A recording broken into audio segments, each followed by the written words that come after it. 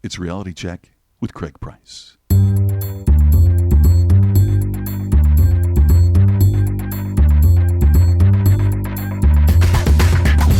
I'm an idiot. 4 minutes in and I'm already wrong. I'm like a monkey. Hello, look at me. You're like a beautiful mind. I'm more like Forrest Gump. So it's, Craig Price is the man. I knew it. Craig, shut up. It's Reality Check with Craig Price.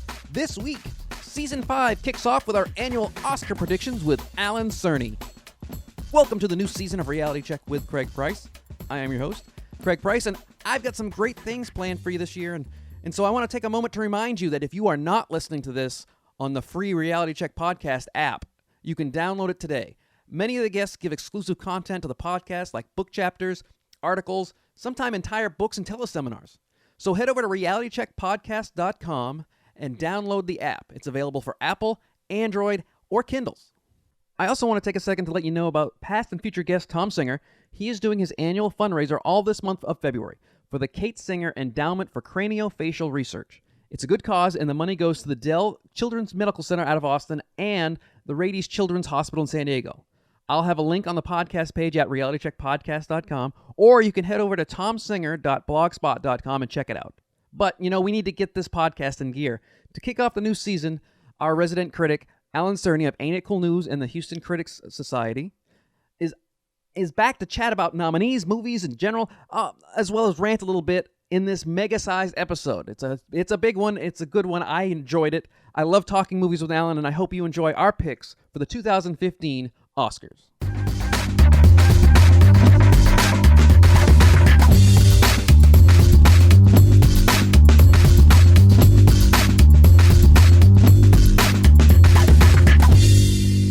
So we start season 5 like I try to always do with our fourth annual. This is our fourth annual Oscar predictions with my guest Alan Cerny, our house critic. How you doing? I am doing fine. I've seen every movie. I have seen every movie but one. Okay. Not just the best picture. I've seen every performance that we're going to talk about today, with the exception of the Belgian movie 2 Days and One Night. You might have beaten me. I didn't see The Judge. I saw The Judge last night. Okay. And I don't recommend it. Okay, but you beat me on the score, so that's good. In fact, it's in there right now. If you want to, we can pause it and go watch it. But I don't recommend it. It's 2 hours and 21 minutes long of that. No. All right, and we'll get to that in a minute.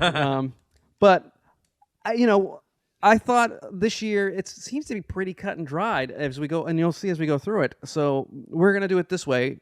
Unlike past years where we had different formats, this year it's going to be who we think will win, who we should win, and any snubs that you may have gotten. And you'll have more snubs than myself because you watch more movies than I do, and I don't really go, oh yeah, because Guardians of the Galaxy for Best Picture, that's a snub. Yeah, that's a snub. But that's just we'll me. talk about that for sure.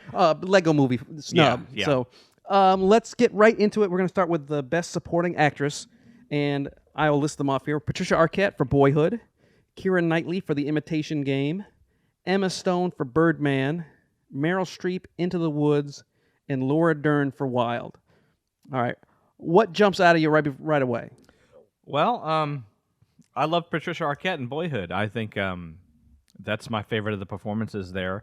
All the performances there are really good. Meryl Streep kind of saves Into the Woods. I don't want to say save because I didn't think it was all that, but when she's on screen, it's on fire. She's great. And Into the Woods was disappointing, and she was good in it. Yeah, she has a really remarkable voice. A voice, in fact, that was so surprisingly good, not just for her being an actress and a Hollywood actress, but just better than everybody else's. It's like she kind of blew everybody else away. Did Mamma Mia throw you? Well, no, but Mamma Mia is different. ABBA is like that's singing pop tunes and singing Broadway show tunes are two different kind of timbres of voice. But she held her own in this. Singing ABBA is one thing, but singing Stephen Sondheim, that's different. And she was amazing in that. And I think her next picture that's coming out, she plays a singer. Okay. Like a I want to say country singer or an old folk singer. I think so. I can't remember. I know what you're talking about. I know now, she's playing. I see pictures of her playing guitar, and everyone says she's a real. And I'm not surprised because there's very little Meryl Streep. You make a movie about an older woman who's a welder, and Meryl Streep could probably weld you a car. Yeah. Oh, You know? an older man, she could easily. She'd yeah. probably pee standing up and then and weld you a car. Exactly. There's very little I think Meryl Streep cannot do. Yeah, and she's just great. In fact, I mean, if she won this award, I wouldn't have a problem with it because she really does lift that film. But she is really great. But my want is Patricia Arquette for Boyhood because I think that movie's a masterpiece. And of those, my want would be her as well, and for different reasons. More of it's. And when it comes to Boyhood, and we'll talk about this more at Best Picture, I'm not real high on Boyhood as a movie, but as a technical achievement, as a creative achievement, I think it's fantastic. And for someone like Patricia Arquette to inhabit the role for 2 months, Right. every year for 12 years, and have to grow and remember, and then when you watch it, it is seamless, Right. and that's the key. There's no change in tone. You can tell that. That's the same person. Right. She's the same character year after year, which is very difficult to do. Yeah, she keeps all the themes going on through all the years. There's arcs that her character goes through that feel right. She does a really great job. Yeah, so I think she will win it. Yeah, I think she will win it. I think she should win it. Yeah. As snubs go, let's think. Yeah, because quite frankly, I am not. I'm not sure. There's two people here, Emma Stone and Laura Dern. I'm not sure why they're there. I think Emma Stone is there for one speech, right? And it had. I don't think her acting was that great. I think the content of the speech was much better. I think. I think there was.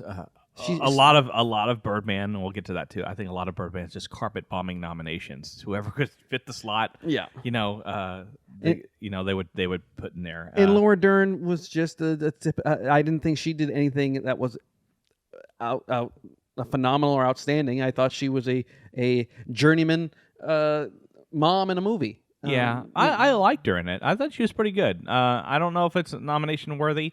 And to be fair, to be finding snubs for Best Supporting Actress this year is a little hard because there just weren't that many great supporting actress roles. To be honest with you, this year it's tough on women every year anyway because there just aren't really many great roles written for women. But this year is kind of. It's kind of hard to think. It's a dry spell. Yeah. So, I can't think of any snubs. If this had been a 3-person category, I wouldn't have gone, oh, wow. Of course, people would have lost their minds. Yeah. But it's definitely a fight between Patricia Arquette, Meryl Streep, and Keira Knightley, who I thought did a fantastic job in The Imitation really Game. good. She's but really good. I don't think any other actress would have fared any worse. Yeah. I mean, it's definitely not that character's movie for one thing. Right. We could talk about a little about Imitation Game and how just totally brazenly inaccurate the whole movie is. Well, yeah, but it's not a documentary. Yeah, it's it's not. not. I get the old. It's not accurate. It's not accurate for a lot of these movies. Yeah, that's There's true. a lot of movies that are based on real people that are not accurate. That's accurate. And I can think of somebody who should be in here, and I can't remember the actress's name at the moment, but the woman who played Coretta Scott King in Selma, she was really great. There's this particular scene where she confronts Martin Luther King about his possible infidelities. That's a pretty powerful moment, and she should be nominated here. I would probably actually swap her for Laura Dern easily. So yeah, easily, because Laura Dern was the weakest of the bunch. But so we think Patricia. We want Patricia. That's a pretty solid lock. It's probably going to be Patricia. If it's not, it'll be a huge upset. Yeah. I'd be surprised if anybody upsets it. We could talk about upsets. If anybody upsets it, it's either going to be Meryl Streep or Emma Stone. And the reason I say Emma Stone is because there's a little momentum behind her in that movie right now. Yeah, and we'll talk about why I am not a big fan. But I think we both have the same. Again, we both have the same feelings towards Birdman, but for different reasons. Yeah, well, and a lot of these awards are going to be. I mean, they try to create drama between the awards and between now because we got a week left. We're trying to create a little drama between the categories so they can get more viewers to watch the Oscars. But in recent years, it really has been pretty much. I mean, very rarely is anything surprising when it comes to the nominees. This year is. I think we're going to be. I'll make the bold, blind guarantee right now. I think that the ones that we pick right now, I think we'll probably agree on the winners. and they'll probably end up winning. Well, and you can go back and look on the website and right. see we're not the best at this. Yeah.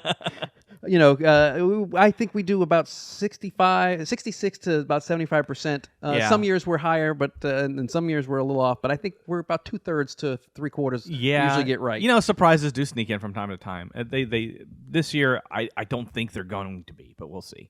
Well, that goes to Best Supporting Actor, which actually I feel is a better field. We got Robert Duvall in The Judge, Ethan Hawke in Boyhood, Edward Norton in Birdman, Mark Ruffalo in Foxcatcher, and J.K. Simmons in Whiplash. Now, I think this one's pretty cut and dry. I think everybody believes in he should. Again, a should win, will win is J.K. Simmons for Whiplash. And it's because he's so far above what all these other ones are. If you look at any one of these, then you can say it was J.K. Simmons as good or better. Immediately better. Not given not a pick 'em. There's not a pick 'em in this one. He got a great role. It was really well written, and he just bit into it like it was a steak. He did a great job with that. Well, like I said, an angry J.K. Simmons is a fantastic J.K. Simmons. Yeah. I think that's the role that's. I mean, when of all the speeches of the winners, that's the one I'm looking forward to the most because, well, he might rip into the crowd. Who knows? Now that's not his character. Yeah, but he's watching him accept other things. He seems to be a little bit more mild mannered than his actual thing. But now, is there any question of any snubs here? Because Robert Duvall, God bless him. I saw The Judge, but Robert Duvall, who is a phenomenal actor, so let's not say he's not a good actor who just happened to fall into this. He's phenomenal. Right. Isn't doing anything that isn't something he's been doing for the last 20 to 30 years. Solid, quality, old man. And that's what sometimes he's angry, sometimes he's poignant, sometimes he's thoughtful, but he's Robert Duvall. He is Robert Duvall and he's iconic, but I do feel that he can play a character and make it feel different. But at the same time, this isn't. I haven't seen The Judge, so I can't tell you. That's the one of the two I've missed on this list. It felt like John Grisham light, and that's kind of why I avoided it. Yes, it was. And super light. And it was John Grisham 0. And I love Robert Duvall. I maybe they just wanted to give him something this year. I don't know. It feels like a Lifetime Achievement Award nomination, which happens every year. Yeah. Now I'll go right into the snubs because I think we're pretty much in agreement. But I think one of the snubs, Mark Ruffalo for the Foxcatcher, did a great job. He's amazing in it. I think Channing Tatum did a better job. He is amazing in it. In fact, Channing Tatum might not be a Best Supporting Actor snub. It might be a Best Actor snub. Well, because Steve Carell, I don't think he has the screen time that Channing Tatum has. I just don't. Yeah, but he had more impact. I don't agree with that either. I think Steve Carell wins the Nicole Kidman Nose Award. Is that what it is? Yeah, I think it's the nose. And actually, that nose was so irritating to me. Well, we'll get to that. If he hadn't had it on, I think it would have been so much better. But anyway, Channing Tatum is amazing, and there's a couple other here that come to mind. And this is a totally out of left field choice for Best Supporting Actor.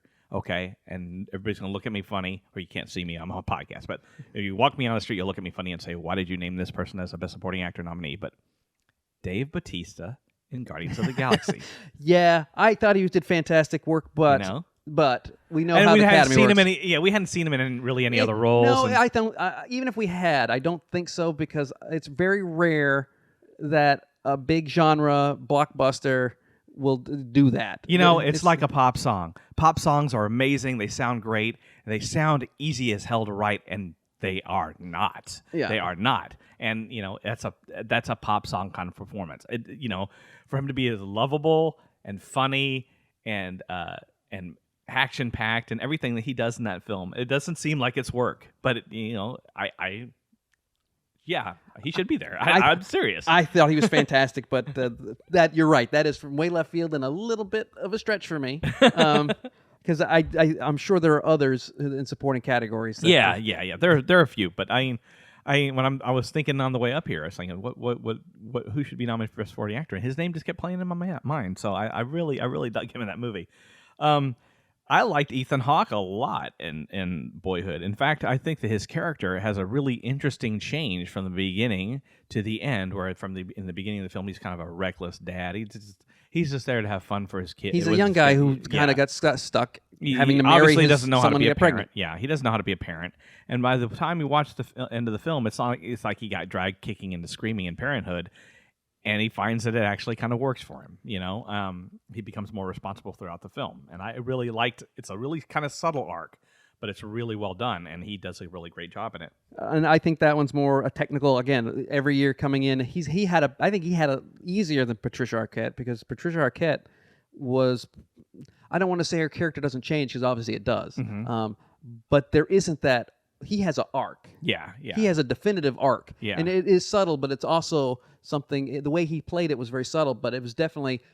Let's start as a goof off dad who, or an absentee father, to a caring, quality dad who is looking out not just for his son, but he's got a new family. And also, I think he'd be looking at if he had a best friend, he'd be looking out for his son's best friend. He seemed like he's that kind of guy. Yeah. He's just looking out for folks, but yet still being. And he has a seed of that goofiness in him. I love the scene where he's talking about, let me give you some money to help you out with this party. And then he opens his wallet, he doesn't have any cash. It's like, I'll get back to you. Yeah. It's like, okay, that's the kind of. And that's exactly the kind of dad he was. The kind of guy he was.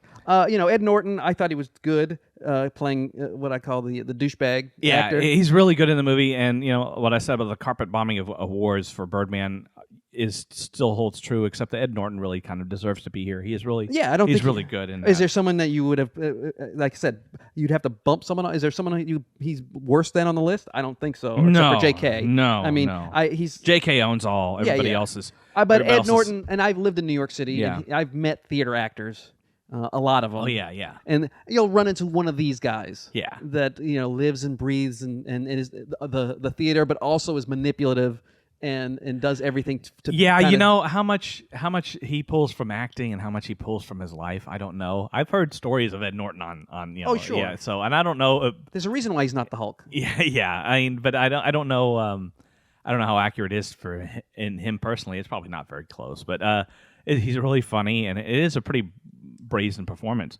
Mark Ruffalo has a really hard job here. He had to play. He was just a nice, sweet guy the whole movie. Yeah, he had a really hard job. He loved his brother, and he couldn't. He could see where his brother was being manipulated, but he wanted his brother to also feel like he was his own person. And Steve Carell's character sort of kind of plays them off each other. I don't know how accurate that was to truth, because in truth they were probably like. I have no fingers idea. crossed, Again, this one's one of these where the Channing Tatum role, whoever that guy, he's saying that's all BS. Yeah, that's right. But then again, that's because he's played off like a dumb wrestler, which he may be. Yeah. And sometimes people don't like to see the truth projected in front of the world. Right. He probably got the check and thought this was going to be an awesome thing, and then when it came out, he's like, "Oh, wait a second. I was manipulated, and I look kind of foolish at times." Yeah. I think the thing that bothered the real guy the most is the hint of sexual attractiveness between the two characters, which is probably maybe it was on Steve Carell's character's part. Yeah, I think it was definitely. It seemed to me more one-sided. Yeah. But it was more of a. It was kind of like he was allowing those affections because he was getting money and drugs, but I don't think he ever would allow it to get to that step. I think it was more, it's kind of like that person you date who takes advantage of you only because you're buying meals or you're going to the movies or whatever. Yeah. And he just kind of was like, well, I'll let him, glom on me in wrestling, but that's about as far as it goes. He'll use him as much as he can. Yeah. But at the same time, he still had a genuine affection for him, just not as far as Steve Carell's character took it. At the beginning, Yeah. it definitely changed. It was weird and awkward to watch. Yeah, it was a strange movie. So we'll go from there to the best actors and actresses. So we'll start with the best actress, and we got Marion Cotillard. Or am I saying Cotillard? Cotillard. I I forgot. I got the double L's or a Y. So Marion with 2 Days and One Night, which is the one movie we both did not see. Did not see it. So we can't comment on her, except she is a past winner. Well, from what I understand, 2 Days, One Night is basically The Office without laughs. That's what I've been. That's what I've been told. Yes. Yeah, I've heard. I've heard the same thing, but it's again, she has won. She won for The Artist, Yes. and she's also not afraid to be in a lot of. Not The Artist, La Vie en Rose. That's it. That's right. She was in The Artist though. La Vie en Rose. I just figured that was the year. La Vie en Rose, but she's also not afraid to be in big blockbusters. Yeah. You know, Batman and things like that. Inception, yeah. Yeah. Felicity Jones in The Theory of Everything. Julianne Moore, Still Alice. Rosamund Pike in Gone Girl, and Reese Witherspoon in Wild. So, right off the bat, this I believe is going to be Julianne Moore's. I think so. It's a pretty. Has she won before? She's been nominated a couple times. I can't remember if she's won before or not. I know she's been nominated. If she has not won, then this is it. This is probably going to be it. And to be fair, she's great in that movie. Oh, it's a pretty heart-wrenching movie. It's a movie I probably won't watch again. No, it's the single most depressing movie I've seen this in the past year. Yeah, it doesn't have it's more of a snapshot of this one person's life. Yeah, it's not making a big statement about Alzheimer's. It's just walking you through the symptoms and how they affect this one person's life and the loss of her life, because she's exceptionally smart and she's an educated, cultured woman with a family, and then piece by piece gets taken away from her. And I don't know if they shot this film in order or not. Most films aren't. If they aren't, even more impressive that she kept that arc going, because each time you see her on screen, there's a little more gone, and it's really sad. And you could see her rage in losing stuff that's very important, because her mind is probably the most important thing to her. She loves her family, she loves her husband, but she took real pride in who she was as a person, her intelligence, and to have that be pulled away, it's heart-wrenching to watch. I can't imagine what it would be like. Everything that I've ever done, everything I've ever written is just totally falling away like sands in an hourglass, and she's amazing in that movie, and she actually gets a great performance out of Kristen Stewart. So because if you need to find a broody 20-something, Yeah. Kristen Stewart is not too far out of her wheelhouse. No. I did find the rest of the cast weak. I don't want to say that, again, they do their jobs. I think most of them are kind of stood out of the way and let Julianne go crazy. Yeah. And not that she doesn't. It's not a histrionic performance. No, it's not. When I say that, I'm talking about Yeah. watching someone with immense talent really do something amazing. Yeah. And so, she's not chewing the scenery at all. She is playing this as amazing as you could possibly think that she she's can do. actually. There are But parts, I think they just stood out of her way. Yeah. And it kind of shows that because Alec Baldwin kind of doesn't play a consistent character. Yeah. He starts off as they make a statement. They prove that he's such a good, caring husband, but then he makes some decisions that doesn't seem consistent. Right. But also, I don't know. Again, this is based on a true story. Yeah. I don't know how accurate that is. It could have been. They could have done that to just heighten the tension, because when a movie like this, you kind of don't have any place to go. Right. You just kind of, it really is supporting. You're just supporting that. I mean, Well, even the whole movie. Yeah. The movie is about watching Julianne Moore deteriorate. right. There is no cure at the end. There is No. reversal. There's no uplifting. Mm-mm. It's just a decline. Yeah. And it's more of a. I don't want to limit it by saying it's a PSA. Right. It's not. It's not. But that's the point of the thing, is to Yeah. show people what it's like to have early onset dementia and Alzheimer's. Yeah, and the one of the things that I really credit her performance, I mean, and this is more a script thing than her performance, is that there's no one big. I mean, there's an Oscar moment, I guess. It's the moment when she's making the speech to the. I think, but it's played restrained. It's not played like over the top, and you're in full emotional. The emotions are really getting. Oh, you're to you at balling that that point. whole. If you Yeah, you don't you're have a balling soul. that whole time, but it's not because she is. It's not because she's being emotional. It's just that she is.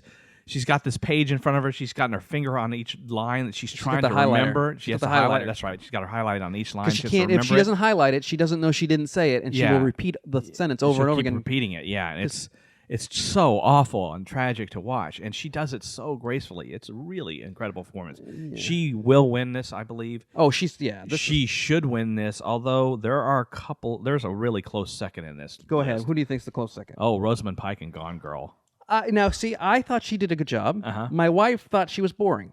Yeah, really? I was. I think I can't see it because I'm sitting there going, oh my God, I'm glad I married my wife because yeah, this lady's she's a total crazy. nut. I like that they had the guts and said, look, we're not making a grand statement. I mean, in a weird way, Gone Girl is making a grand statement about marriage, but in the singular performance that she does, she's just playing a really crazy person and an angry, crazy person.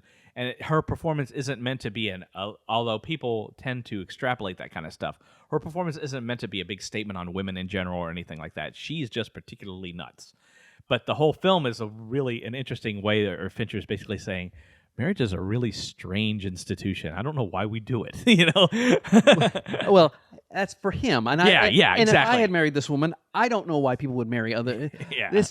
And I'm not going to give it away, but it is just god awful what but she and Ben Affleck they do to each other. Yeah. It's a mutual screwing, but, figuratively and literally. But yeah, she did a good job. But you know what? I really was shocked by What? and it's Felicity Jones. She's really good. I thought she had the most sincere performance of all of these. Yeah. I mean, I didn't see acting. She didn't have to play any big emotional parts. Right. I mean, she is watching Stephen Hawking degenerate into. He's still fantastic because he still has his brain, but it's all that work that she's got to do, the suffering spouse. But she played it with such sincerity. Yeah. I genuinely liked her in it. Yeah. And I thought she was just going to be a typical. Yeah, lifetime movie. The great wife. thing about the movie, I think, is that it is really a shared film. It's not just Eddie Redmayne's story; it's hers too.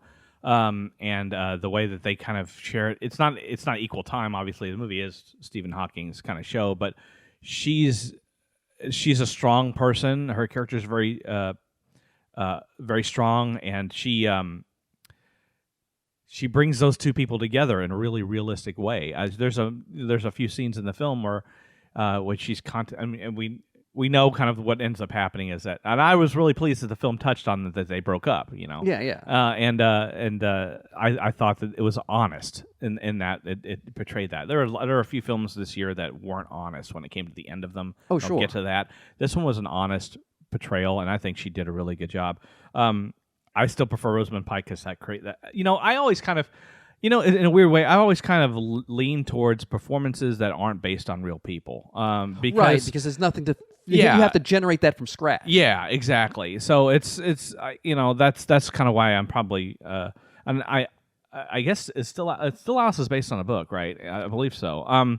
Still Alice. Oh, absolutely. It's a true story. Yeah. I think they're all true story. I think even 2 Days, 1 Night might be. No, maybe not. Gone Girl is not a true story. Yeah, no, it's not. It's based on a book, but it's not. If that does, no. Please, God, thank no. God that's not a true story. Right. I always kind of lean that way because, again, they're creating performances from whole cloth. But at the same time, Felicity Jones does a really good job. She brings that character a nobility to her, and even when you understand why that they broke up. People even in a situation like that. People grow apart, and that was a really brave performance of hers. And then we all know that just because you are immobile and in a wheelchair doesn't mean you can't cheat on your wife. Yeah, I guess so. It just shows you how scummy men are. That even Stephen Hawking cheated on his wife. Exactly. But I again, this is definitely a Julianne Moore lock. Yeah. If it's not, that'll be even a bigger upset than. J.K. Simmons. Yeah, I like Reese Witherspoon in Wild. I think it's kind of a slight kind of movie. It's weak tea as far as I'm concerned. It's kind of a really quiet, contemplative film. It doesn't have any. There are a couple of big moments in it that Reese Witherspoon has, but as a whole, I like the film. I liked it a lot. I thought, she kind of belongs to be here. Well, everyone, I kept hearing that, and so when I went into it, I watched it.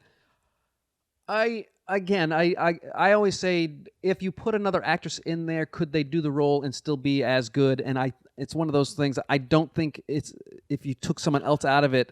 I don't think Reese Witherspoon owned that role. Well, for one thing, they cast too old for her because the character that she's playing is supposed to be in her 20s, early 20s, or I think. Yeah, because they did some things where she's in high school. Walking around, and all they did was put her in a ponytail. And her mother's Laura Dern, and I think they have like 8 or 9 years. Sean Connery and Harrison Ford. Yeah, that's true. That's true. But then again, we all believe that Sean Connery had children at 12 years old. Yeah. So, if there's any man who would have done it that way, so it's possible. Yeah.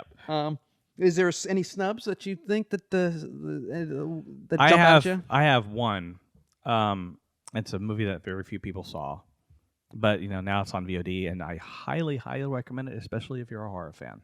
And it's a movie called The Babadook, and the performance of Essie Davis in that film is my favorite performance of the year. She is amazing in that movie, and it's about a mother who lost her husband, and she's raising her son alone. He's like 6 or 7 years old, and he's just out of control. He doesn't have a father figure, and he thinks there are monsters everywhere, and so he builds these weapons to fight monsters. And one day, she brings down this book from the shelf called The Babadook, and she reads it to him, and it's a scary, scary book, and suddenly his imagination of monsters may not be imagination. There may be a real monster in the house. And the performance that she gives is so honest and scary and truthful. In the last half of the film, where it's basically the little boy and the mother in the house alone, it approaches Exorcist levels of scare, and some of the stuff that William Friedkin, the director of The Exorcist, actually came out and said he thought The Babadook was the scariest film he'd ever seen. Well, this is why I don't go see horror movies. Yeah, but it's not a gory horror film. It's that's totally, even worse. Yeah. The gory ones are easy to watch because Yeah. you know it's totally fake. Yeah, this is a really suspenseful horror film, and the performances would not work if it wasn't for her. She's amazing in that movie. She should be nominated, and if she would be my preference to win. Even though I love Julianne Moore in that movie, she's amazing. But Essie Davis is incredible in The Babadook. Any See others? it? It's not. I can't really think of any right now. That's all right. But Like I said, we got get it on one, VOD. The The Babadook is amazing. I've heard nothing but good things about it because the name audibly, when you say it, jumps out, and I've heard a lot of good things about it. Yeah. But again, we all have our things we like to see and things we don't like to see. And Right. I'm not a big.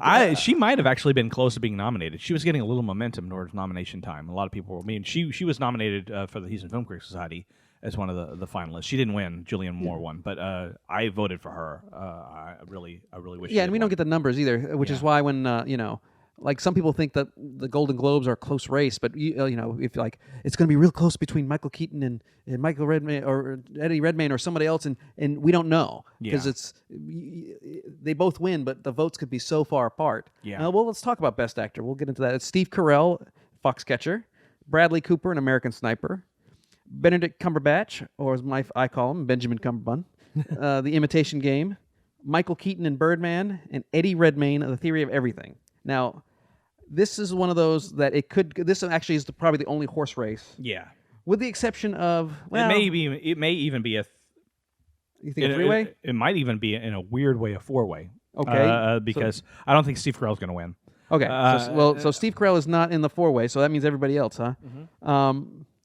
I don't think Benjamin Cumberbatch is going He to probably won't. But because I do think that he's gotten a little recognition in some critic circles. So sure, but he needs to stop playing. I can't wait to see him in Doctor Strange. Yeah. Because he needs to stop playing quirky. he needs to play somebody geniuses. stupid. He needs to does. play somebody stupid. He did in the Osage County. Yeah. Okay. And I didn't like that performance of Yeah. him because he also was playing Southern. Yeah. Yeah. So Southern stupid is like 180 degrees from where he really is. And he seemed out of place. Yeah. But so we don't think Benjamin. Yeah. So I would like to see him in something a little more not as. I think he's a really good actor. I think Sherlock's amazing. I love that show. Mm-hmm. I want to see him in something, I don't know, different. But although put him in a rom-com. Let's get him in a rom-com. Yeah, but I am really excited to see him in Doctor Strange because I think, first off, that Scott Derrickson is a really good director and he's going to make a kick-ass Doctor Strange. I think Benjamin Cumberbatch. See, you got me saying it. Damn it, Benjamin Cumberbun. That's what I think. Benedict Cumberbatch. It's the most English name in the history of England. Unless his name was England Englishton, there is nothing more English than Benedict von Smythe Englishton. Yeah, Benedict Cumberbatch. It's so pretentious. I'm sure he seems like a very nice, down-to-earth guy. Oh gosh, I have friends who are just like they would leave their husbands in a minute for that guy. Are they Cumberbitches? Yeah, That's they don't like the term, but yeah. Yeah, that's the name. Well, no, my wife is she has embraced the word bitch as a feminist word. So as long as you don't call it in a malice way. Yeah, exactly. I'm excited to see him in Doctor Strange. I think he's going to kick ass in that. I do too. But I hope he does not play it like Sherlock with magic powers. No, I don't think he will. Well, the character isn't like that. But it could be. Well, I don't think that they're going to play it like that. I think Doctor Strange is an arrogant, highly intelligent doctor. who then loses his ability to be he's a surgeon. Yeah. And so it could be once a highly he lo- once he intelligent guy. once he gets into the powers, though, he's not an arrogant guy anymore. I mean, he really does a complete change. So Well, that's why I'm hoping to see Yeah. that. But I think Benedict's not going to win it because No. again he's a little bit slightly typecast. now Bradley Cooper has been getting a lot of buzz from places, and we'll get into American Sniper. I don't like that movie, but he is good in it. Oh, he is good in it. He is good in it. I don't know how accurate he is in comparison because that of we'll talk about inaccuracies in movies this year. This is definitely one of them. But he actually brings a bit of humanity to that character, sorely needed humanity to that character. Yeah, well, when they start off the movie in a flashback, pretty much saying that everybody except for the military and the terrorists are sheep. Yeah. And are stupid and need to be protected. Yeah. When the lead character is taught contempt for the people he's protecting, I kind of get. Yeah. I can't connect with that. Yeah. I have no sympathy. I can't empathize with him because it seems more ego and arrogance, which was not in the role. There's something that Bradley Cooper does though, where you're right. The movie kind of feels like there's ego and arrogance to the whole point, and he's taught, they're the enemy, treat them with contempt. And I have no problem with that for But it's people in this- that position. yeah. We need those type of people Yeah. to do what they do. It's in the quieter moments of that character where, although it never says it in the dialogue, you can tell he's questioning his role. He's questioning his place. He's suffering from post-traumatic stress. And Bradley Cooper doesn't do it with crazy wild. In fact, it's kind of the best stuff this year from actors has been in the quieter stuff. And when he's like sitting alone in his house, even if he is playing with a fake baby, The fakest baby in the history. It's like Yeah. I grabbed a Cabbage Patch Kid. that's the nominee. That should be the Oscar clip. Him holding that baby and making it feel real. But he wiggling didn't its really. hand. Yeah, that's. Yeah, poor guy. Do Razzies have for the special effects? I have no idea. I That's think gonna that win. fake baby should be a Razzie award nominee, awful. though. But listen to the story behind that is just the parents flaked with the kid. They didn't show up that day, and so Well, one kid was sick, and the other Yeah, kid was yeah. flaked. That's when the parents flaked out, and Yeah. and Clint Eastwood's a one take and done kind Yeah, of guy. let's so, do this. So let's just get this crap over with. yeah, it's an Ed Wood kind of style there. He's just got. It's Let's perfect. get this crap over with. And That's then right, yeah. he mumbled it to himself, and then off he Go went. ahead, make my baby. Yeah, someone did out of like cornstarch, gum, and a lettuce head. It was awful. So I do agree that he did a great job at it, even though the movie is. Some people love the movie, and A lot of people love that film. I didn't like it. I'm not a fan of it, but he did a great job. Now, Yeah. I think it's between Keaton and Redmayne, Yeah. and it seems that Redmayne is picking up a lot of the Lately, yeah. well, the SAG award, Yeah. which is a big That's the indicator. big one, yeah. But I think actually it's a good indicator of you getting nominated because the SAG awards, the actors nominate the actors, and then everybody votes on the actors. Yeah. So, and also the actors is the largest contingent, I believe. Isn't Yeah, it? I think so. And Keaton has been picking up a lot of stuff. Yeah. I think this is the one time where usually the supporting categories are like Lifetime Achievement Awards or past work. I think Keaton, though I think he's better than Redmayne. I do too. He should win, and I think he will win. But I think he will win because he's going to have more of the legacy Yeah. votes than Redmayne. Because Redmayne, they're going to think, well, he probably He's get young. nominated He again. can do it again. Yeah. Yeah, he's young. He can do it again. I agree with you. I would like to see Keaton win this award. I don't have a highest opinion of Birdman, but I can appreciate when an actor creates a performance in a character like Keaton does in that film. He's remarkable in it. Well, he's always been good. yeah. That's the sad part is he disappeared. I think it was Jack Frost that killed him. But from like pretty much Jack Frost in the early 90s or mid 90s to probably the other guys. I don't- He I- was, yeah. I don't know if it was self-imposed. I think it was a little self-imposed. I think he just I think he relates a lot to the character in Birdman. Even though he might not say it in his interviews, I think he does. Well, I think he knows how. I think he can relate, but I don't. I think it's not his experience. Yeah, I think yeah. he can say, "Oh, I could see how I've been in those shoes. I could see how someone might do that. Yeah. I didn't, but I could see easily. Exactly, I could see exactly. why Val Kilmer could go down this road. Yeah, I yeah. could see how George Clooney, if he hadn't had a rest of his career, Right, could have right, after right. killing off George the Batman. Clooney really went. He totally went the other direction. He went running and screaming.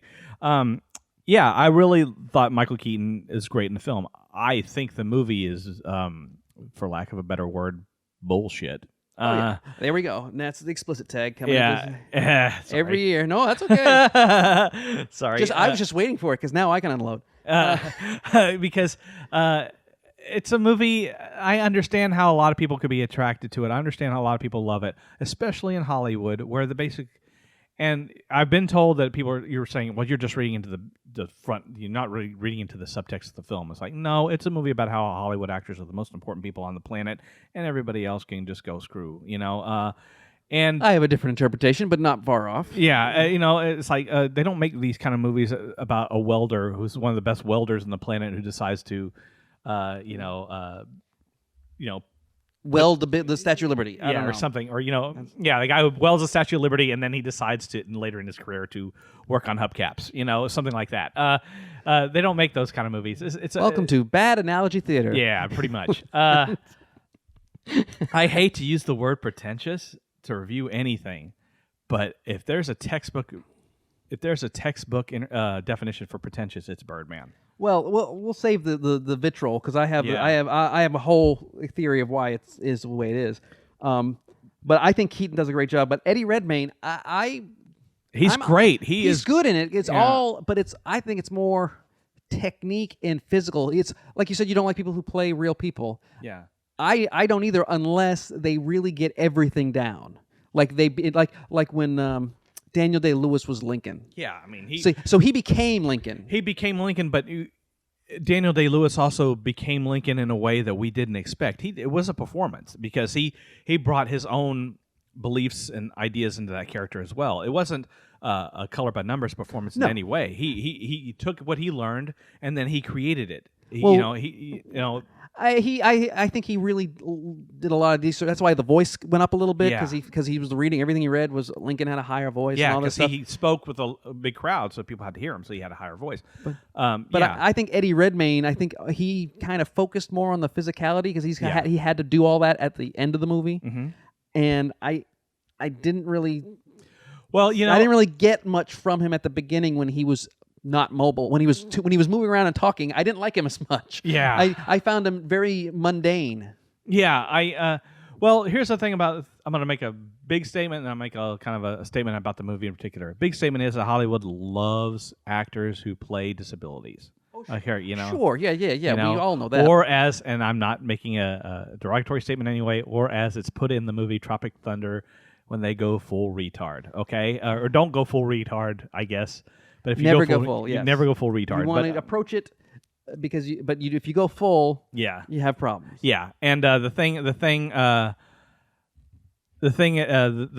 character actors who play characters with disabilities, and especially in this performance, and to be fair, Daniel Day-Lewis played one too. My left foot, and he's great in that movie. They're great performances. Physical, it's hard to pull off. Or mental, even it's difficult to pull off something like Dustin Hoffman and Rain Man, or what Julianne Moore does in Still Alice. That said, I get a little tired of the broken performances from these, and I don't want to say anything weird here. I understand that this people who are disably challenged go through difficult times, but when it comes to, we see that all the time in awards nominations, they nominate people for these performances. And I like to watch people just play people and inhabit a person and make it work. It's like and if they're disabled, that just happens to be the way it is, but not the focus of their entire movie is because they're disabled. Exactly. And I understand it's hard work to perform that. It's hard work to live that kind of life. But I'm saying like a performance like who's nominated? Tom Cruise and Jerry Maguire. I love that performance because it doesn't feel like it's Tom Cruise. It feels like he's playing a character. Even though it is a little Tom Cruise in it, obviously. But, performances like that, and that's why I'm kind of rooting for Michael Keaton and Birdman over Eddie Redmayne, is because it feels like a role that he created with, Inarritu and the script, and he built that kind of out of cloth, not just because it's not a real person, but because, gosh, I'm having a hard time articulating what I mean. I think it's performances where people are playing with disabilities, in a way, that's kind of a cheat. A crutch. Yeah. Because you have built-in drama, you have built-in empathy. People are automatically see it, and whether you're acting or not, once they see the chair or the disability or whatever, a lot of it isn't them. Even half of a Theory of Everything. Eddie Redmayne doesn't talk. And he was much more interesting. Yeah, he doesn't. He has just like the real Stephen Hawking, he doesn't speak, and so you can kind of concentrate entirely on your physical performance, even if you're just sitting in a chair. It feels like a crutch sometimes for actors to do it. That said, he is really good in the movie. Okay, there's a scene where the scene where he finally breaks up with his wife. The faces that he makes. It's painful to watch. The hurt. You can see the hurt that's going through him, and that is acting. No matter what people want to say, that is acting, even if you're not moving. It's a really good performance. I just think Michael Keaton's was better. I think Michael Keaton, for me, made a really difficult movie watchable. A movie that I was really not connecting with in any way. I think he made it watchable. The Theory of Everything is a nice film. It's really interesting. Another thing. Here's my little statement about the movie. The Theory of Everything talks about Stephen Hawking, but it really only talks about him in terms of his disability. It doesn't talk about what he's done. It talks about the black hole theory, right? But doesn't get into any details of it. You have no idea. You just know that he's a great scientist, okay? Yeah. But it doesn't talk about why he's a great scientist. It doesn't talk about the theories that he talks about. When they introduce scientific elements, it's usually to move the story along, like he's got this new thing, now he's got to go to America and talk about it. Yeah. And because of that, they hire the nurse. Now all of a sudden, and that's the nurse is the person that he ends up, and this is all fact, this is all known, so I'm not making no spoilers here, that the nurse that takes over is the one that he ends up leaving his wife for. He has these amazing theories of science, but we don't know what they mean as an audience, especially if you could watch The Theory of Everything and not understand anything about theoretical physics or astronomy or anything like that, and that's okay, I guess, except that the stuff that he came up with is pretty important, and there are moments where he overturned some of the Einstein's theories about relativity and time, and it would have been nice to have at least a little primer of what that means. It doesn't talk about the movie. It doesn't talk about it They would at just all. say, "Oh, this is amazing," or this. Yeah, They would just exactly. kind of give bland, generic statements of amazing, how wonderful this was or how important it was, but they didn't really explain how it was changing everything. They didn't explain the theory of everything very well, Right. other than it's a theory that explains everything. Yeah. They said that like 6 times. Yeah, Wouldn't it be nice to have a formula that explained everything? Yeah, How? Why? It would be nice to know maybe 10% of everything. Yeah. Yeah, let's get to that first. Yeah. Snubs. Oh, a lot. There are a lot. My first one is Ray Fiennes. Ray Fiennes in the Grand Budapest Hotel, absolutely. That is a total. I thought he was total fantastic snub. in that one. That because he's amazing. He's funny and serious. It's all of it. And Wes Anderson makes such great characters that just come off the page. And when you get, and interestingly enough, it was going to be Johnny Depp who took that part, and Johnny Depp didn't take it. Thank God he didn't. It would have been Mordecai. Because it would have been. Johnny Depp can't, at this point in his career, he may get back to it sometime. At this point in his career, he can only play surface level characters. He can't get into deep stuff. He's got what I call the Al Pacino effect. Yeah, it's all hoo-ah now. Right. What happens is, and I've seen this, Jack Nicholson did it, a lot of great actors do this. Uh-huh. They are phenomenal early on, and sometimes for a sustained period. Like Jack Nicholson was fantastic for 15, 20 years. Then he gets in The Shining. Hey, don't knock The Shining now. He's fantastic in The Shining. Yeah, but it's just not- like Al Pacino was fantastic in Scent Okay, of I a can Woman, s- and then or- they lock in. Or Johnny Depp in Pirates of the and Caribbean. that's right. Exactly. That's what I was going to say. Johnny Depp locked into Pirates of the Caribbean, and they lock in for, like Al Pacino did it for decades. He's only recently, in the last 5 to 10 years, Kind of broke out of it. Yeah. gotten out of that. Jack Yeah. Nicholson started with that, like As Good as It Gets, and and then what was Yeah. the one that he did for with Kathy Bates? About Schmidt. Which About I Schmidt. really like that movie. He started to break out of it. Yeah. Johnny Depp is doing hits. He hasn't broken out of it It's yet. it's him and Tim Burton. Yeah. That what they've done to Johnny Depp's career, because he was great in Edward Scissorhands. Ed Wood is amazing too. And Ed Wood too, where he was acting. But once he hit that Pirates of the Caribbean, and then he started to do the stuff with like Alice in Wonderland and all the weird stuff, when people let him do what he wanted, like Into the Woods. Yeah, there's no work involved in what he did. And he is the worst part of it because Yeah. he's playing. He's in a zoot suit. He's He's the only one in the Playing 1940s. a pedophile. That's He's sort of playing, weird. Yeah, he's playing a weird, greasy gangster from the 40s as a Yeah. wolf, and he's Yeah. the only one. Yeah. And it's crazy. And Yeah. he is locked in. I think, and I see a lot of actors do that. Harrison Ford kind of did that, but Uh-huh. the thing with Harrison Ford is every 5 years he would find he was locked into Harrison Ford, but every 5 years he'd find a movie Yeah. that understood Harrison Ford. Yeah. Yeah. And he would connect with that. Otherwise, they'd make Firewall or he'd make all these, random hearts. He would get stuck in it too. But he was smart enough to every so often play on it. Yeah, Where do something different like Mosquito Coast or something like that. Yeah. Well, no, Mosquito Coast, I think that was the last of the acting Harrison Ford, and it became a movie star Harrison Ford after that because he Yeah. was so good in Mosquito Coast. Yeah. And then it failed. Yeah. And he said, I can't do that anymore. Yeah, I'm not going to be in a box office failure anymore. And it was That's just basically, yeah. So Johnny Depp. But he's really good in 42. There. Harrison Ford, yeah. Yeah, I think he might. He's also started to realize that he's no longer a leading man because he's 73, and so he was good in Ender's Game. Yeah. He was, Hopefully he'll be Han Solo, great as Han Solo. I'm sure I he hope will so be. too. But I think he's also come to but it took time. He's understanding that I'm not going to get these leading roles anymore. Right. Let's just start doing what I want. Yeah, sometimes the yes people that surround you don't do you any favors, and that might be the cause of what Johnny Depp is going on. We've kind of gotten off the reservation No, because but Ray Fiennes is great in Yeah, this Ray movie. Fiennes is great. But I had to say that about Johnny Depp. Yeah, and no, if I agree. If he wants to come on the podcast and defend himself, I will open anytime. I think that Johnny Depp has gotten the picture of the failure of Mordecai. I think he's gotten the picture that you don't have to play these crazy roles. We'd like to see you play something honest for once, and I think that's going to happen. But Ray Fiennes in the Grand Budapest Hotel is amazing. It's comedic, it's emotional, it's physical, it's crazy. He's just great, and everybody plays off him so well. There's another snub I'd like to talk about, and that would be, I'm going to mangle his last name, so I'm just going to go through it. Is David Oyelowo in Oyelowo. Selma? Okay. Oyelowo. Oyelowo in Selma. He is as good at being Martin Luther King as Daniel Day-Lewis was as being Abraham Lincoln. He embodies the role in such a way that you forget that you're watching a performance, that you feel like you're in the room with the man.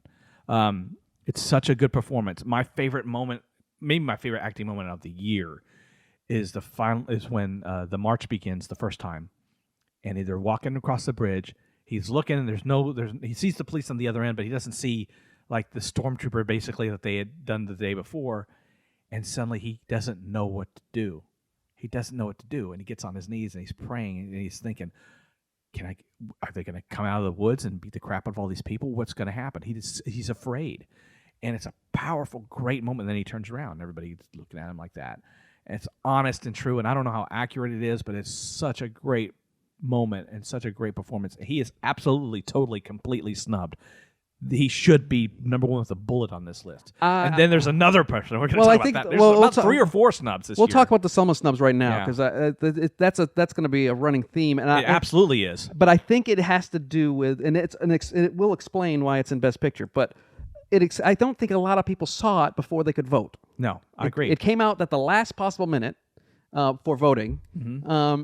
So if you had to scramble to go see it, we had to scramble here in Houston. It's already nominated. Mm-hmm. It came out in January. Yeah. It's already nominated for an Academy Award. So you think it would be at least in a theater. The theater would have one showing. Yeah. Until the Academy Awards. We had to go last week because it was the last showing within 30 miles of us for the forever. It's crazy the way movies are now, and that movies like this, they should have been playing this for weeks before, and they should still be playing this for a long time because people just can't get to see everything. And this demand for the number one box office film of the week, pam, pam, pam. And these littler films or more interesting films get shunted to the side because they want to fill their theaters with 50 Shades of Grey people. If you have a 30 screen theater, there's no reason why this isn't playing on a loop all the time. You can take away all the ones that are already out. Budapest Hotel. Boyhood's on video on demand. The Imitation Game. The Theory of Everything just came out this week. Yeah, right. So there's 3.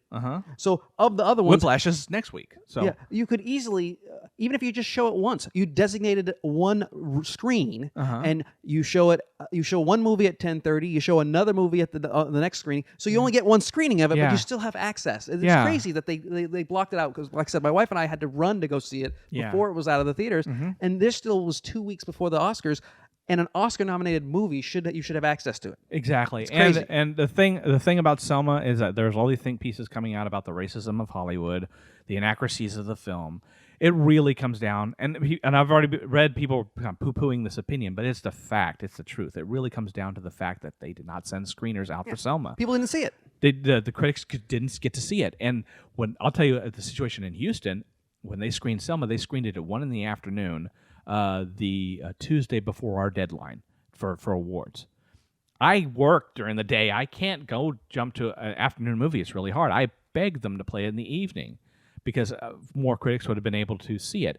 Selma managed to get in our top 10. I think it just squeaked by because the 5 or 6 critics that got in to see it said, yes, this is a great movie. And I also think it's one of those reason why it's in the Best Picture and didn't get nominated for anything else is because people didn't see it, but they recognize the fact that they go, this is one of those movies that it needs to be seen and it needs to be nominated. Everything they see and hear about it sounds like it's good enough. Yeah, and the So thing people, about sight unseen, people voted for it, which is why it's Best Picture. But they can't vote for an actor's performance because they don't know. yeah, and the thing about Selma, and this is kind of a Paramount thing because they did this last year with Wolf of Wall Street, where it didn't send screeners out, and it didn't screen for critics until after our deadline had passed. And the movie was just getting finished; it wasn't done. So they didn't have any time to send screeners out.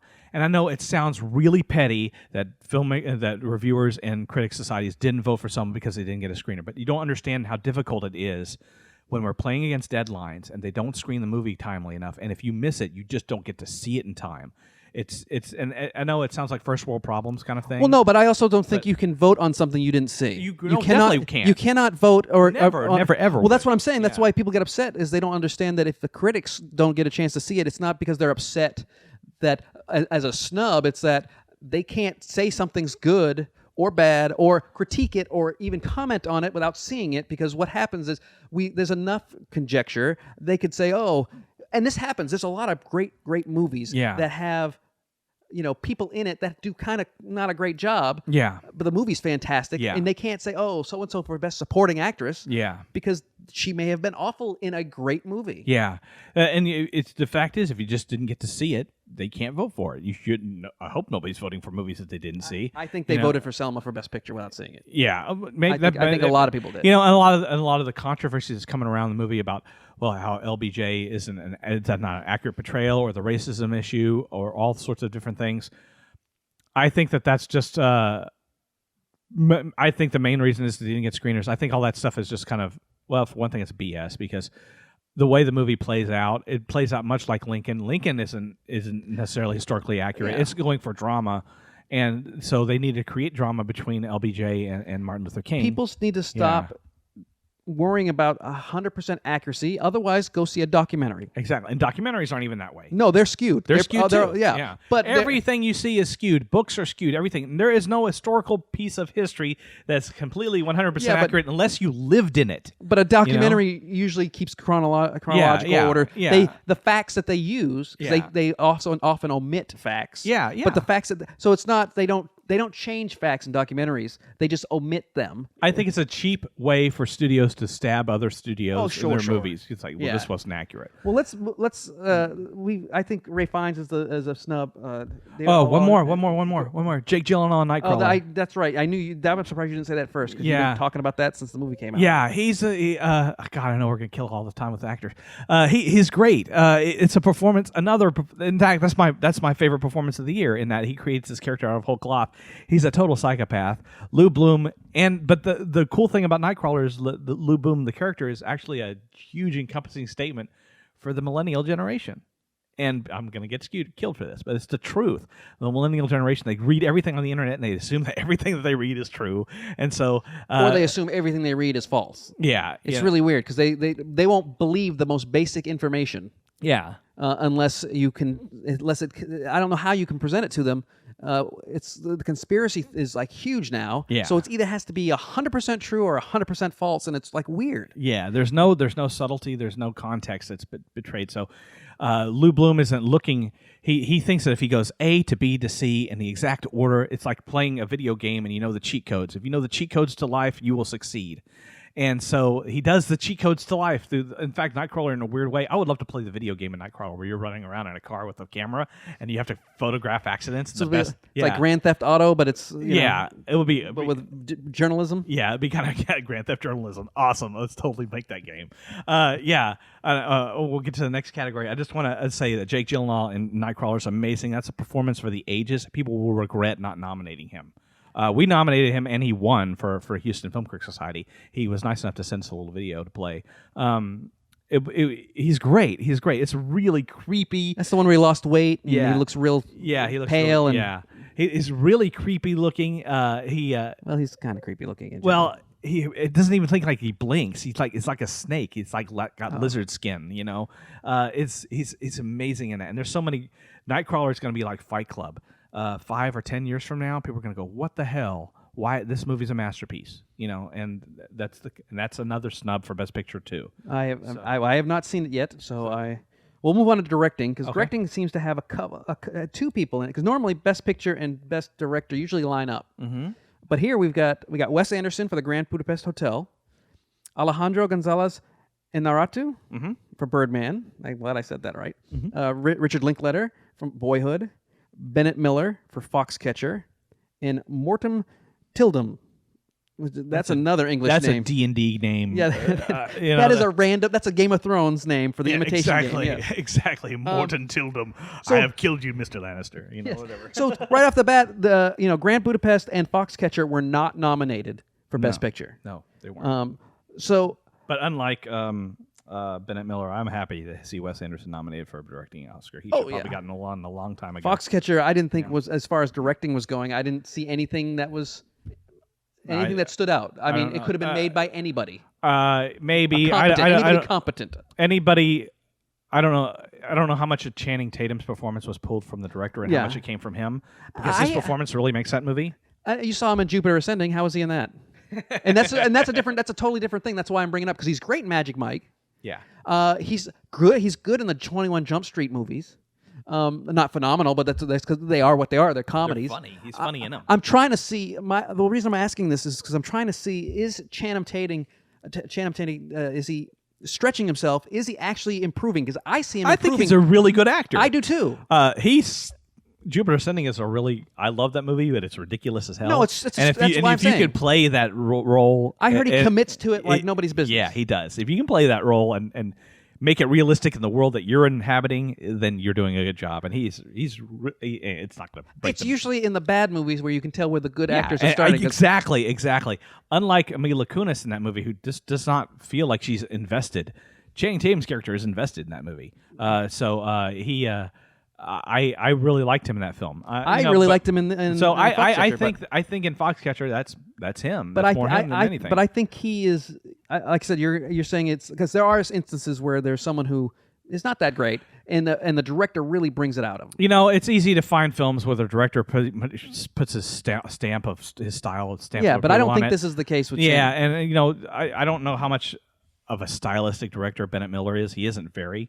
It's not like Wes Anderson. Wes Anderson movies, when you sit down to one of his movies, you know you're watching a Wes Anderson You know it by movie. the credits. Yeah. Yeah, almost immediately. And the framing. Yeah. And the... Inarritu's the same way. Because he does these... Birdman is like... The gimmick is this really long takes, but it's not the first time he's shot that way. He's done films like that. And now you have digital, you can do really long takes. Because they used to be 10 minutes. Yeah. And that's how long a real film was. Yeah. So with him, I could see the trick though, because every once in a while they'd turn into a wall and it'd be black. Yeah. So that's a perfect edit. Because in my mind, I'm going edit. Yeah, exactly. For me, I once the scene goes on too long, because you start to look around and you start going, well, they haven't really changed the scenes yet. So, and then all of a sudden there'd be that's exactly where I'd cut to. Because anytime Ed Norton went onto the roof, you could tell that those were two separate buildings. Yeah, exactly. But Wes Anderson, his is a definitive. I don't know what Bennett Miller else. What else has he done? He did Capote. He did. Okay. He did Moneyball.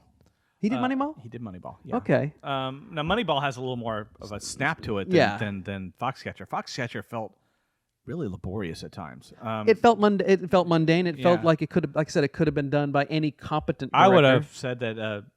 I would if I was gonna. I think Moneyball is better directed than Foxcatcher. He also allowed Steve Carell to wear that nose. Yeah. That's another thing. I mean, I think I might have given Steve Carell more credit for that performance if they just didn't have that honker. Man, it was just really distracting. I don't like it when either you're gonna He started to look more like completely Gru. make the makeup totally complete exactly like in even in Daniel Day-Lewis and Lincoln when they do that his makeup. I mean, he looks like Daniel Day-Lewis, but he looks like Lincoln too. I don't know what they're. I don't know. It just distracted the hell out of me watching him perform. Well, he was starting to look more and more like Gru, the cartoon character from Yeah, Despicable Me, you know. versus And that's a complicated character, a really strange, weird character. And I read, I think Devin Faraci said it in his review. He said everybody else looks like they're inhabiting a role, but Carell looks like he's acting, capital A acting. Like that skit on Saturday Night Live. Now I flail. I'll give him more credit than that. I thought he did a good job with the character. I thought some choices they made, but I think they were trying to make. And from what I understand, DuPont is a really weird dude. Yeah. So I think because of that, because the guy is inherently weird, that when we see someone do inherently weird stuff, that we think it's the actor making decisions. Yeah. Versus Yeah. that's how he really is. Well, see, the movie never really lets you into DuPont either, but it's not really supposed to. Right. But I when I'm watching a movie, I really have this mode in me where I'm empathizing with the character that's on screen. I'm empathizing with the main character. It's like it's really easy to empathize with Channing Tatum and Mark Ruffalo. You couldn't empathize with DuPont. You're not supposed to, but I kind of wanted a little insight, and I didn't get any. You don't get any in that movie at all. Well, you kind of you do a little bit. You understand that his mother. Yeah, you obviously do had issues. that, but even that isn't enough for me. It's not Yeah. enough. I didn't. I thought Steve did a good job. He's a good job. It's I an think- incredibly frustrating character to get to watch. But I think that's the problem. I think I think John DuPont is an incredibly weird and frustrating person. Yeah, To know. yeah. And so, to see it portrayed, that I think that's where that fell in. I think he did the best thing in the world? I know. Steve, the good thing is I know that Steve Carell will now get more. Yeah, and Which is sad he's a because- good actor. no, He's a really good actor. It's sad that people think he's supposed to be some goofy, zany guy all the time. Robin Williams is one of the few that were able to do it right out of the gate. I mean, they all thought he was going to be Mork until he immediately did Garp, almost immediately. Yeah. And so people went, oh, well, no. yeah, that was a great thing for for him because that totally set him on a different path. But Jim Carrey, who can do dramatic acting, he kind of went the path of they gave him so much money with those. Yeah, but let's go to do Pet Detective. Let's do this. Do all these Goofy the Mask, and all of a sudden, and then he's established as a goofy guy. Let's put him in a dramatic role. And Eternal Spotlight of Sunshine, whatever that title Eternal is. Sunshine, Spotless Mind. Fantastic movie. Yeah, it is. Don't down talk that one. That's I'm not a down great talking. movie. He was great in that, but every other dramatic thing I've ever seen Jim Carrey do You know, seems like he's doing he's Oscar bait. Yeah. Where with Steve Carell, I've seen him in the way back. He does not play a nice guy. Oh in that yeah, movie. he's great, and he's great in Little Miss Sunshine too. I think we're starting to see the evolution of him as a dramatic actor, only because people are now starting to see that he can do this. Yeah, and I think maybe Jim Carrey got a little late start. You're right. Having said that, I think not a lot of people like this movie, but I really like him in The Majestic. I love Eternal Sunshine.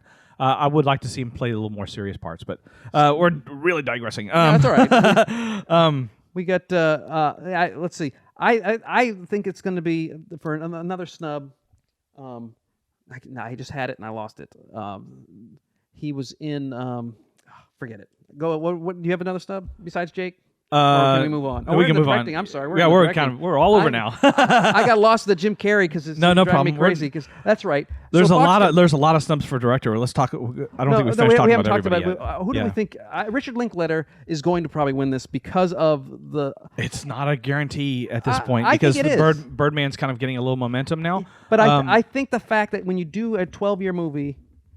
And it comes out and it turns out well. I didn't like Boyhood. I thought it was a $7 million family home movie. Okay. It did. I don't have kids, and so I think you have to have kids to really have it resonate. I don't necessarily agree with that. I didn't care about what was going on. There was no story. It was just a series of events that the only way you knew things were changing is the kid got a new haircut.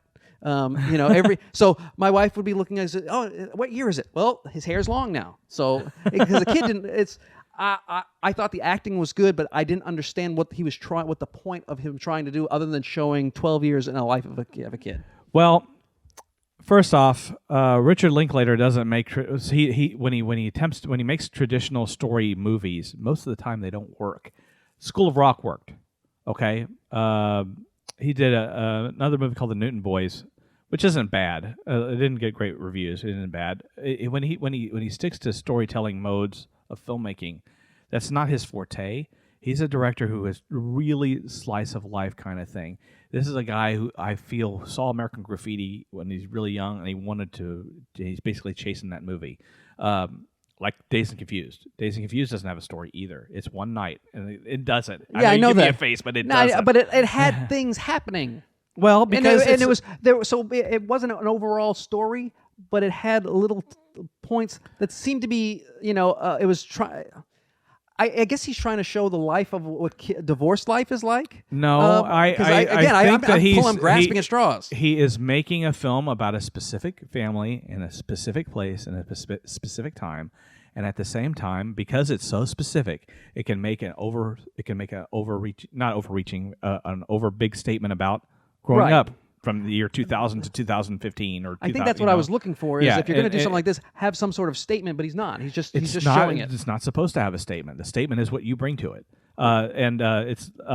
I think it's a masterpiece. I love Boyhood. I know a lot of people think it's fantastic. I think the performances are amazing. I think that Richard Linklater is like 80% skill, 20% luck when it came to that film, because fortunately nobody died. Nobody died. Nobody got hurt. Yeah, like the kid didn't, leave town. Or, Yeah. When they started making the movie, they had arcs for the characters. They had ideas of where they wanted the characters to go, but they kind of they didn't let the arcs overpower where the story kind of naturalistically took place. We don't have plots to our lives. Okay, the thing, we can start from when I was 6 to when I was 18, and everybody's arc in their life is different. That's why the film is different. We're not all the same person, but there are things that we can identify in the film. I could identify completely with the boy's kind of withdrawal from life in some ways, because his family had split up. He was very kind of restrained. He was very kind of introverted.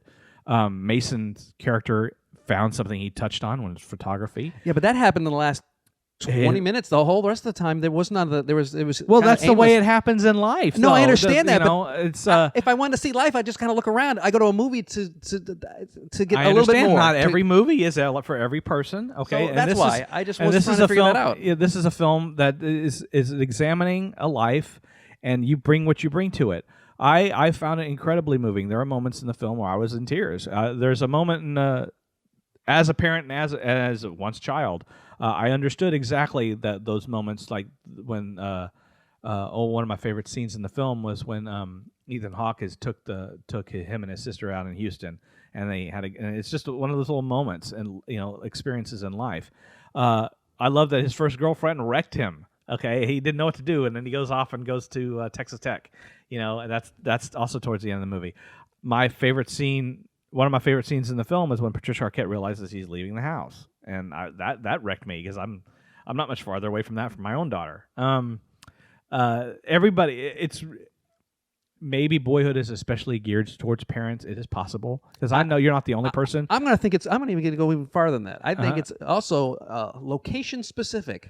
Oh, it's a very Texas movie. Oh, it's I'm a very not a Texas Texan, movie. so it's a very And Texas, Linklater makes Texas movies. Yeah, but that's what he I've does. seen his other ones. Yeah. They, Well, I mean, School of Rock isn't a Texas movie. but I mean, this one it's but Dazed and Confused, even though it doesn't specify, is very Texan. Well, okay, and I think this one was trying to play on the nostalgia for a lot of folks. I don't agree with that. and It's the- not. and, It's uh, not the- nostalgia if you haven't lived those years. Those years are recent.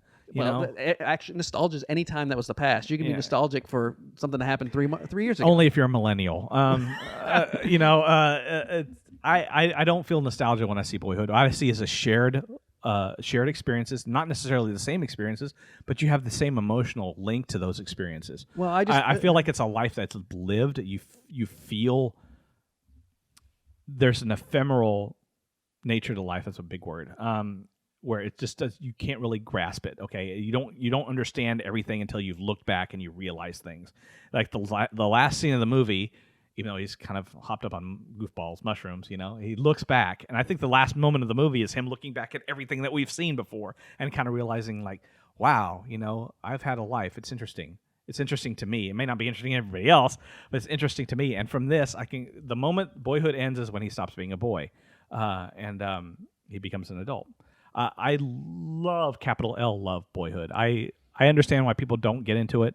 I think it absolutely deserves to be nominated. I think it absolutely I deserves. thought it did too. I think it absolutely deserves. It does to have win. some weird edits. It's You just know? like you said. We take these scenes and there are some scenes that have a beginning and an end. So it makes perfect sense. And then there's some scenes that just kind of The stuff that works the least in that movie is the stuff that is the linear stuff that is story based, and with the whole abusive drunk father bit. Oh yeah, I don't think that works. That doesn't work that well. Yeah, because they played it up cliched too. Exactly. Yeah. And it's interesting to note that when he was shooting those scenes, he was also making like the remake of The Bad News Bears, I believe, at that time. Oh, was he? Yeah. In a weird way, you could see Richard Linklater's arc as a director getting better because to me, the best stuff is towards the second half of the film. I guess he's shooting it over 12 years, and his experiences are reflected in the film over those 12 years as well.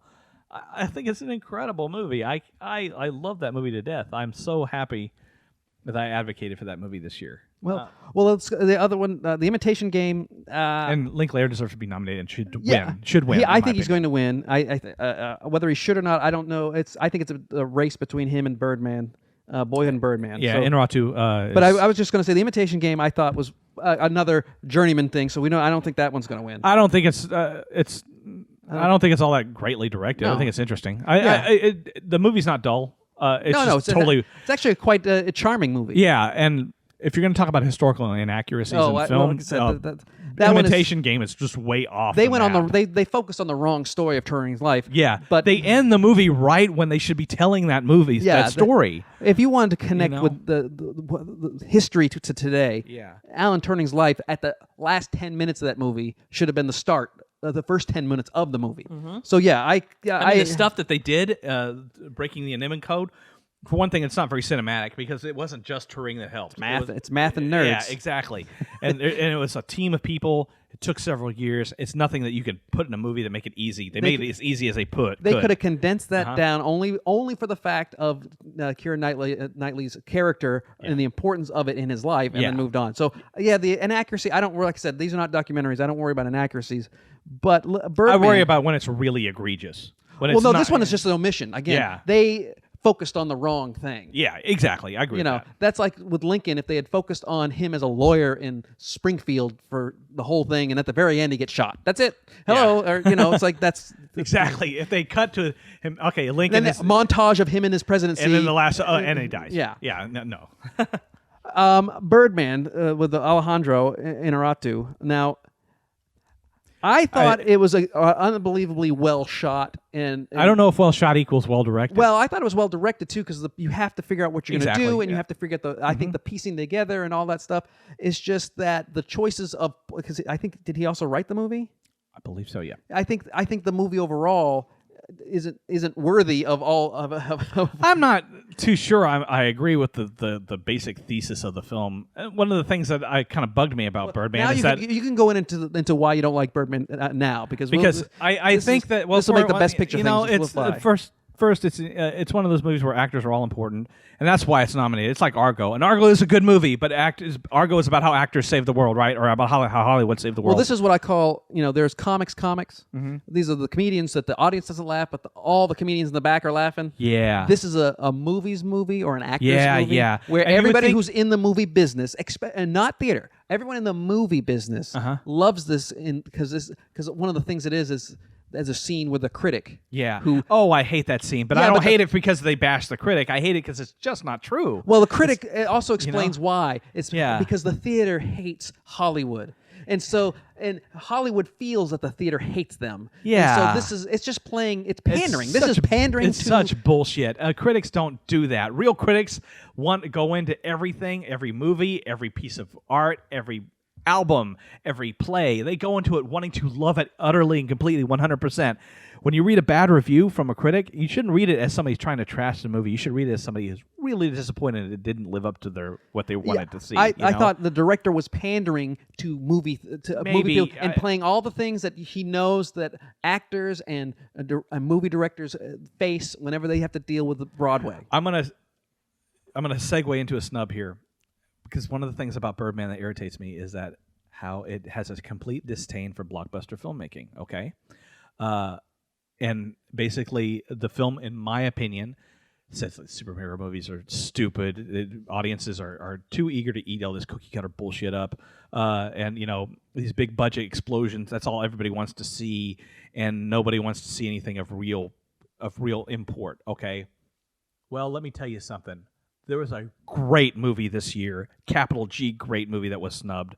Director was snubbed, and that's Guardians of the Galaxy. Oh, Guardians of the Galaxy is 10 times the movie Birdman ever was. I love Guardians. I thought you were going to say Lego. Lego movie. Too. Lego movie too. Lego movie too. Because you could easily say the same exact thing. Yeah. And some people thought it was a little too corporate, which is weird because it talks about not being corporate, but it is a corporate movie. But Lego movie and Guardians of the Galaxy made a buttload of money. There's definitely gonna be sequels. Yeah, but even with the money that it made, they were just exceptionally good freaking movies. Yeah, they were blockbusters, big movies that the Academy shouldn't normally don't like, but they were both worthy. Again, Guardians of the Galaxy. I know the mentality of the ancient and old. If this movie had come out, if it had been 20 years later, I think all these older folks that were that are still in the Academy. Because I think people our age in 20 years are going to be the bulk of the, when we're 60 and 70, that's true. We're going to be the old school people. But I think we're much more open because I know there's still people in their 40s and 50s who read graphic novels and go to the Batman movies and love that stuff. And I think you're going to see a lot more of that in the next 20 years become more accepting. Yeah. We still have the old school guard in there that won't ever... these people will never see Guardians of the Galaxy as anything more than pretend. And that's why the Lego kids' movie movies. didn't get nominated for animated film. I think that people, even the title itself, probably turned people off, saying, I can't imagine why it wasn't nominated for animated. it's a big freaking ad for Legos, and it's not. It's so great, and these are perfect little movies that totally could destroy Birdman, in my opinion. Birdman is up its own ass. It even says it in the movie how up its own ass it is. It quotes the line from Macbeth, "A tale full of sound and fury signifying nothing." And when they said that in the movie, I said, that's exactly what this is. Well, maybe, unless he meant that, maybe he did that on purpose. Because he made I don't give anybody that much credit, So we'll wrap it up with Best Picture. We've already talked a lot about them. Oh, 2 snubs for directing: James Gunn and Anna DuVernay for Selma. Well, we knew the Selma one was a big one. Yeah. I thought it was with Selma. I thought the first 5 minutes were unbelievably well done. Mm-hmm. It's based on Selma. We know what happened in Selma, so it's historical. The 4 girls get blown up in a church. That was that scene was so well directed. But then the rest of the movie kind of became, a typical biopic. I don't agree. But they did the way they set that up, it's almost like they shot themselves in the foot because they set up this beautiful, unexpected, well-directed sequence, and that never matches. I don't necessarily agree with that. The impact of that scene is important because it totally puts you the stakes that are involved, right? But they never even approach that level again. Well, to me, I think it approaches the level several times. I think it approaches the level when the first time they march and the police just beat the shit out of everybody. And then I think that the threat after that was real and palpable, and that's why King has this moment on the bridge. I love biopics when they get more specific or if they get really abstract. My favorite two biopics, my favorite biopics are like Lincoln, where Lincoln deals with a specific moment. Selma deals with a specific moment, and in that moment, you can extrapolate all you want from Martin Luther King's life, but you're dealing with a specific moment. Or you get a movie like I'm Not There, which is about Bob Dylan, but in any way, it's not. Because that's the one where they had 19 actors playing? Yeah, and it's a really beautiful, great movie that doesn't tell you about Bob Dylan, but makes you feel about Bob Dylan. It's kind of, and I love biopics like that. And I think Selma's so great and well done. I loved the way it ends. I love they couldn't use Martin Luther King's speeches. They're owned by DreamWorks in a weird way, and so they had to basically write their own speeches from scratch, but have the emotion in them. Selma and Lincoln to me are like linked. They have a lot of the same tempo to them. I think Devin Faraci said that too. But they feel a lot alike to me. In that it's shooting towards a specific moment, a specific time, and it's not this big, all-encompassing biopic which takes years and always leaves something out. This still leaves something out, but they have to. It's a little more contracted. Well, we'll move on to Best Picture, and we'll wrap this up. Is American Sniper, Birdman, Boyhood, The Grand Budapest Hotel, The Imitation Game, Selma, The Theory of Everything, and Whiplash. Now, we talked about American Sniper. I don't think either one of us liked the movie. I don't like it. And I will give, if people liked it, that's fine. I can see why people would like it. I can see why people don't like it. I was in the category that didn't like it. I did like Bradley Cooper in it. I like Bradley Cooper in it. I think that I thought it was I might have to actually watch it again. I thought it was well directed. I thought Clint did a good job. I might actually have to watch it again.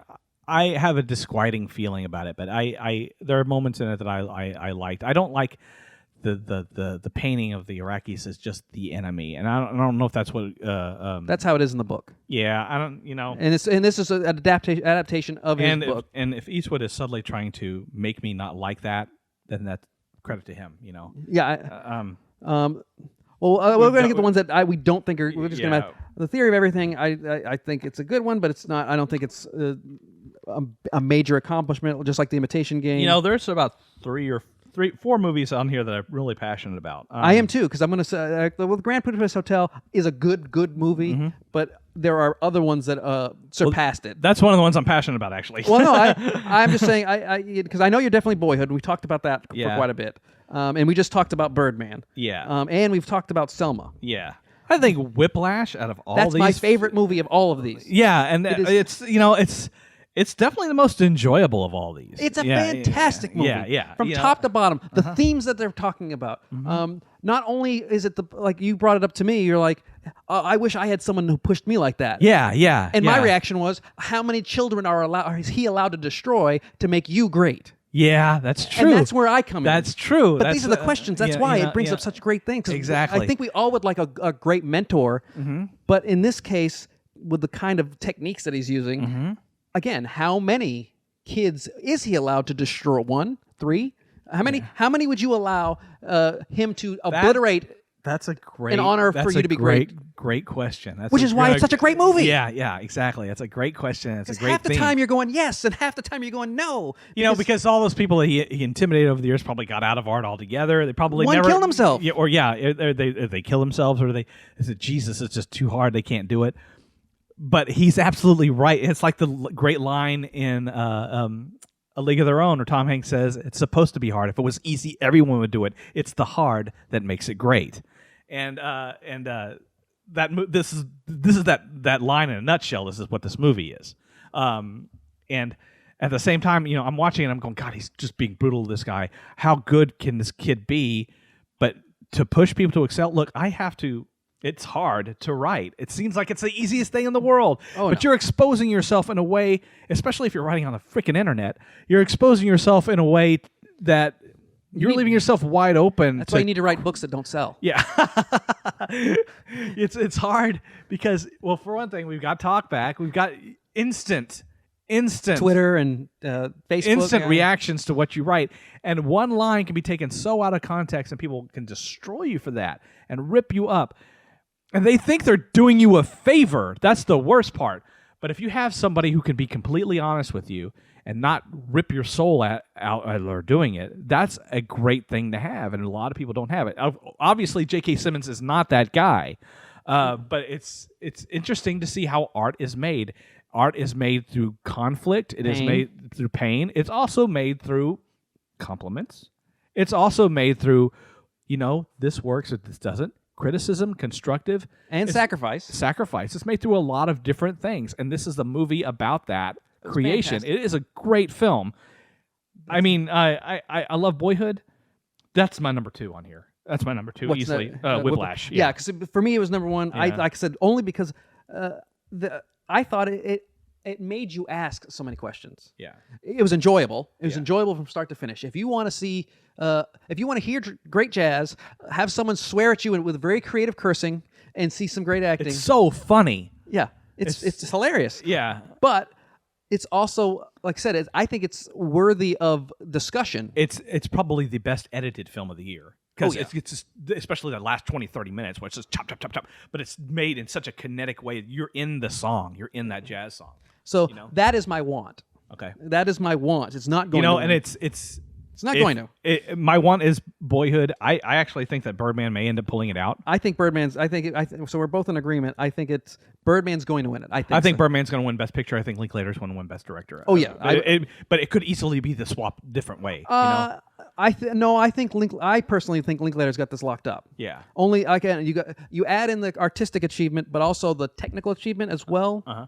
That's amazing. 12 years of it's not a gimmick, but it is a gimmick. But it's a gimmick with consistency and commitment. Yeah. It's not like, for this 1 year we're going to do it this way. See, I wonder what would have happened if like during the 6th or 7th year, Linklater said, this isn't working, and stopped. They could have easily done that. Would have saved me $7.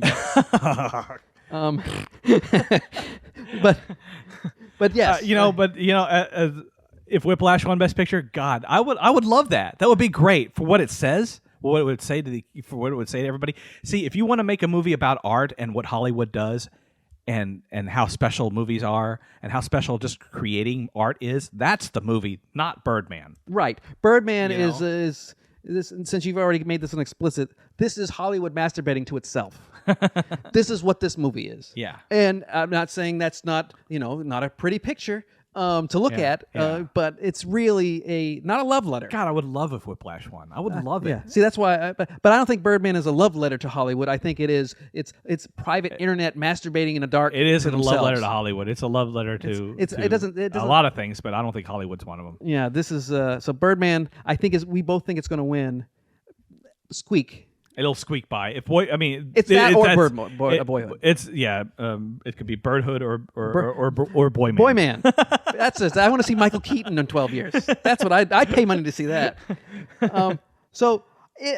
In this past year, overall, we've only got a couple minutes left.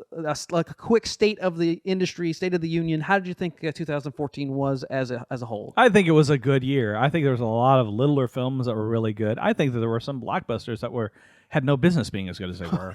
You got that right. There were a lot of great blockbusters. Which is weird. Yeah. This year is really good. There's a lot of good films. I wish everything. I mean, here's the thing. I'm kind of looking at movies the way I look at music. You said the Grammys were this, a couple weeks ago, and people watch the Grammys, and all these songs are nominated. All these songs win. You get Kanye coming up for Beck and all that stuff. And songs are really even more so than movies. They're really subjective. Right? Sure. What you like as a song is not necessarily what everybody likes. Is feeling really personal. I want to get that way more about movies, where if I love a film, it doesn't necessarily mean everybody has to love it. And that's why it's a weird idea to have awards for these things. But it's still fun though. It's fun to look at them. I like it. The only reason I like awards, I don't like competing. Yeah. Against something that's all subjective. Yeah, exactly. It's movies aren't all subjective, but I know what you mean. No, yeah. When you get to this level, Yeah. movies are in good. They're all great They're in all some good. way. They have their own likes and dislikes, but it's more of an awareness. I mean, how many people would have gone to go see some of these movies if like Whiplash? Yeah. And Whiplash, barely anybody got to see that one, which was right. a shame. But has it come out that wide yet? I don't think it ever came out wide. I think it might come out wide after the. Yeah, after this. well, no, because it comes out on Blu-ray and DVD in a couple of weeks. Well, then hopefully it'll And sell people a will lot watch of, it. People will watch it and see it. God, Whiplash is. All these movies here have flaws. Yeah, sure. If you want to get down to it, Whiplash doesn't really have any flaws. It's kind of a perfect little movie. I didn't want to say that because it made me sound bad, but No, it's true. I loved it. From beginning to end. It's kind of a perfectly streamlined, well-made film. It's fantastic. Yeah. If you have not seen it, go see it. Yeah. And with that, we begin season 5. Thank you, Alan. Of course, glad to see you. We'll see you hopefully a little earlier than normal because I really want to talk Avengers as quickly as possible. Oh yeah, well we're gonna on have May to. 1st. The summer stuff is we're gonna have to start talking about it beginning of April because we're gonna get Fast and Furious 7. Well, we'll do that in retrospect. I love that movie. I know you love those. I will talk about that, but we'll definitely see you for the summer, right? Yes. All right, Alan. Thank you very much. Thank you. That's the show. Be sure to sign up for the newsletter at realitycheckpodcast.com. Follow us on Twitter at realitycheckpod. Like us on Facebook. There is a great new in-feed player now to make it easier to listen. And if you have any questions, comments, or guest suggestions, email Craig at speakercraigprice.com. Season 5 officially has started. We'll see you next week.